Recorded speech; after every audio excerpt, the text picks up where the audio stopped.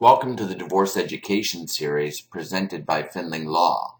I'm Daniel Findling, and in this webinar we're going to discuss child custody, parenting time, and child support. Let's define some terms. Custody and parenting time. What do they mean? Well, from a lexical standpoint, custody is defined as with which parent exercises the majority of control over the child. But really, that's a lousy explanation of what custody is. Custody really means, traditionally, who's spending the majority of the time with the child. Which parent is the primary custodial parent that's responsible for day-to-day decisions.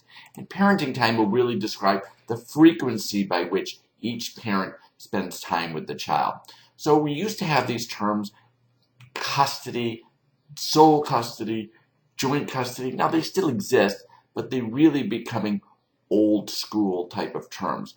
Traditionally, we're seeing a joint custodial arrangement with one parent being the primary custodial parent or the parent responsible for the majority of day-to-day decisions. All right, some key learnings here.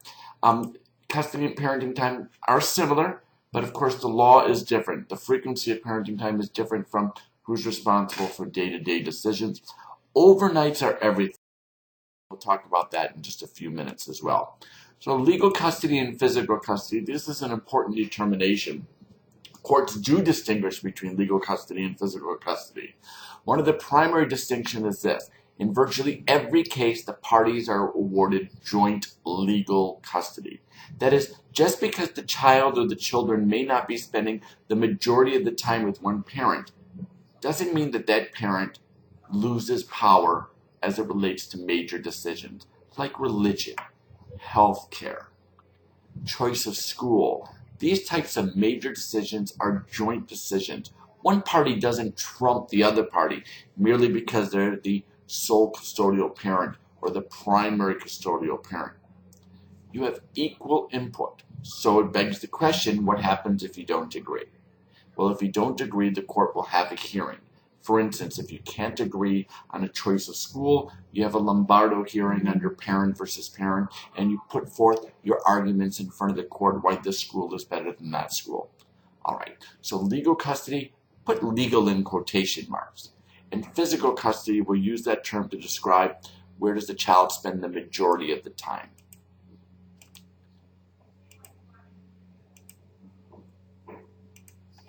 And as I mentioned here as well on this slide, physical custody really isn't used that often anymore. We tend to see the whereas typically describing what used to be the sole custodial parent. So what happens, or the individual with sole physical custody?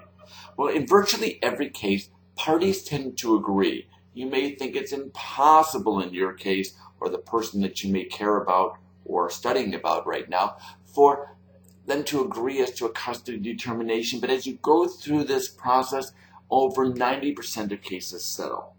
Well, one of the best ways to determine how to settle a case or how a case should settle is to take into account what a court would do. And that is what happens in a custody fight when the parties don't agree. So let's talk about it. Really, there's two steps to the process.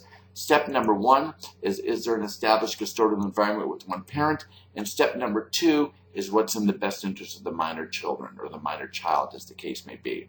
So let's talk about an established custodial environment. It really means with which parent do the children spend the regular let's correct that. With which parent have the children turned to for the regular necessities of life over an appreciable period of time? Who do the parents look to? Who do the children look to? Sometimes it's difficult even for lawyers to get words out. Who do the children look to for the regular necessities of life over an appreciable period of time?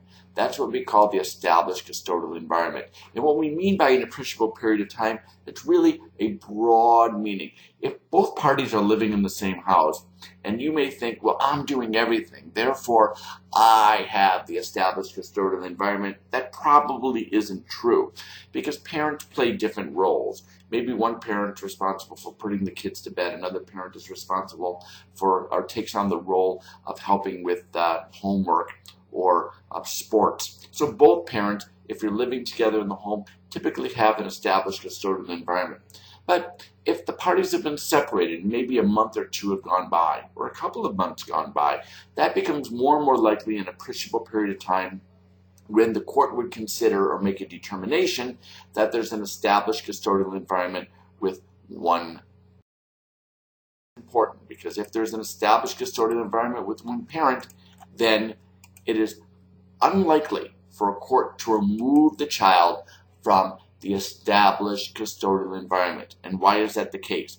It sets the evidentiary threshold. What do I mean by that? Well, in a typical case, the court's going to look at these 12 best interest factors that we're going to talk about in just a minute and say, all right, evaluating these 12 factors, do they weigh more in favor of mom or do they weigh more in favor of dad? How would this child's best interest be served?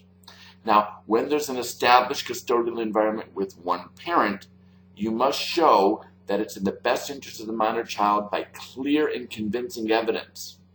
To remove that child from that established custodial environment. In simple terms, courts don't want to mess with things that work.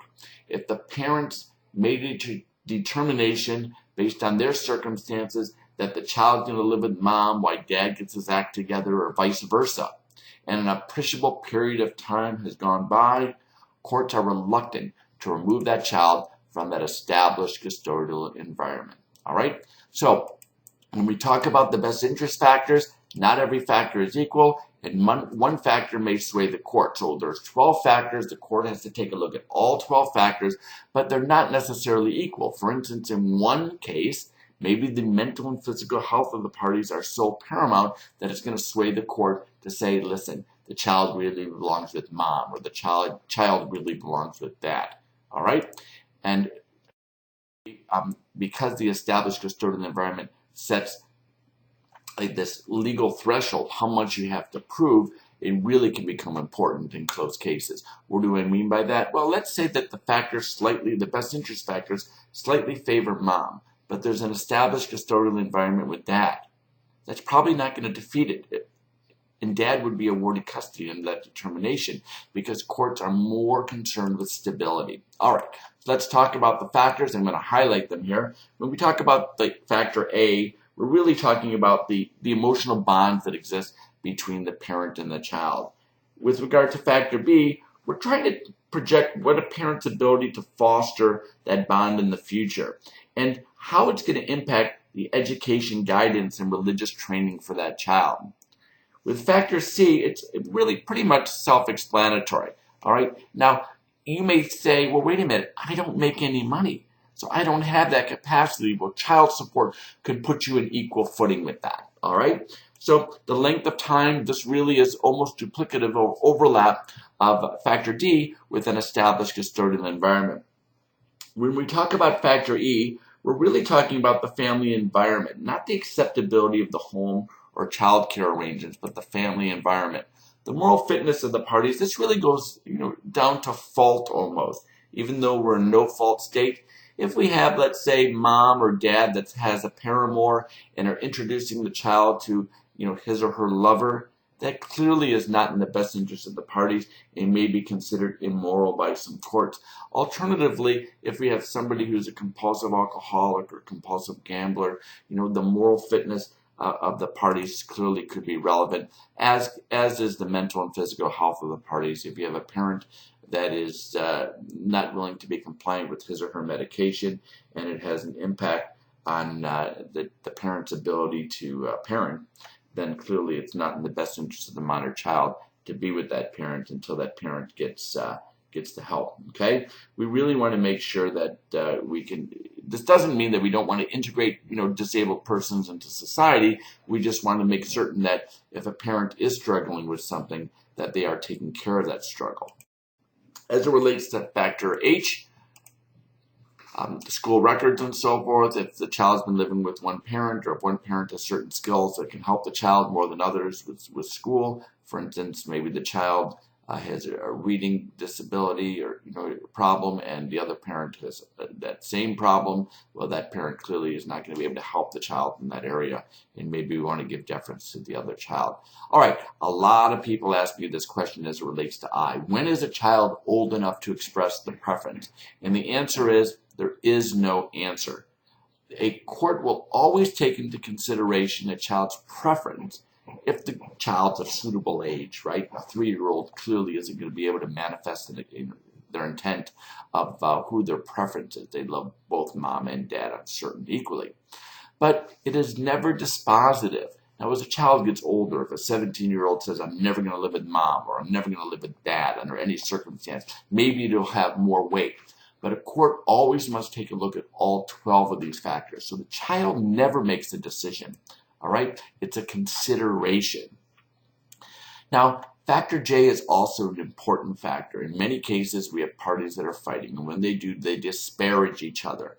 Doing so is never in the best interest of the minor child, and courts really take a look at this. If one party is interfering, what is mom doing? What is dad doing? Or mom's no good, dad's no good, mom makes me cry all the time, dad makes me cry all the time. Children should not be involved in your divorce case, and it's clearly not in the child's best interest or the children's best interest. If there's domestic violence, it's always relevant, and this is the catch-all factor L. The court can take anything else into consideration. So what is a court really trying to do? This is best described as equities or fairness controlled by statute. We have this statute that says you have to look at these 12 factors, but factor L says make it fair. Take a look at everything. Is this child or are these children better off in the long run spending the majority of time with mom, the majority of time with dad, or the majority of time with both mom and dad under an equal parenting time or joint physical custody, or both parents sharing, to use a more contemporary phrase, both parents. Okay, so what about child support? What is it for? Child support really is money for the support of the child. It can include medical, dental, health care, child care expenses, confinement expenses, the cost of birth, even payment for the home, right? My wife isn't using the child support money for anything but her clothes. As long as the children you can't control how they use the money, but the money is assigned for medical, dental, health care, child care, and then confinement expenses, but really for the support of the child. And part of the support for the child may be that, rent needs to be paid. All right. Often people ask me if we can get post-majority support. What I mean by that is support for college or support after the age of 18. And the answer is yes, in very limited circumstances. If a child is regularly attending high school but hasn't graduated, child support can continue till 19 and a half. After 19 and a half or after 18 and the child graduated from high school, no more child support. It's the end of that road. All right. It doesn't mean that you don't have a moral obligation to support your children. Of course you would, under the majority view. Most people think that they still have to, care for the children even after they're 18 and graduate from high school. But there's no legal obligation. Now, if we were to settle a case, we certainly can negotiate a legal contractual obligation to do so. Now, I keep saying in these key learning segments, overnights are everything. And overnights are everything as it relates to the money, as it relates to work, which is really the next topic. All right. So everyone wants to know, how much am I going to have to pay, or how much will I get? And the MCSFM, the Michigan Child Support Formula Manual, describes that. And I'm sorry to say that I'm not going to be able to tell you over a webinar, because we need to take a number of things into consideration. The income of the parties, the number of overnights each party spends, the cost of health care, and the cost of child care, most likely in that order, is going to determine the amount of child support you're going to get or the amount of child support you're going to have to pay.